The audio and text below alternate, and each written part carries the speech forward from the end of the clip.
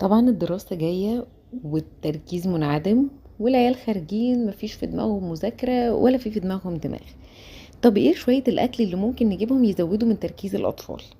عندنا أول حاجة الfatty fish اللي هي الأسماك الدهنية. الأسماك الدهنية ديّة يا ستي عندك السردين، السلمون، الحاجات دي غنية بالأوميجا 3 اللي بيساعد على التركيز وبيساعد كمان على التعلم وبيحسن من الذاكرة. طبعا الحاجات دي مرة واحدة في الأسبوع، والمرة التانية بناكل سمك عادي.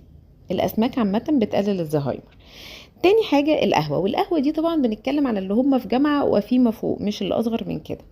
لأن الكافيين بيخليني فايق، بيساعد بيزود الدوبامين اللي بيزود السعادة وبيقلل الزهايمر، بيزود الانتباه وكمان مضاد للأكسدة. وطبعا مرة واحدة بس في اليوم، ما بنزودش على كده. البلو بيري او التوت الازرق، وده مضاد اكسده تحفه، بيدخل المخ وبيساعد ان التواصل بين الخلايا يكون حلو جدا، فبالتالي التعليم والذكاء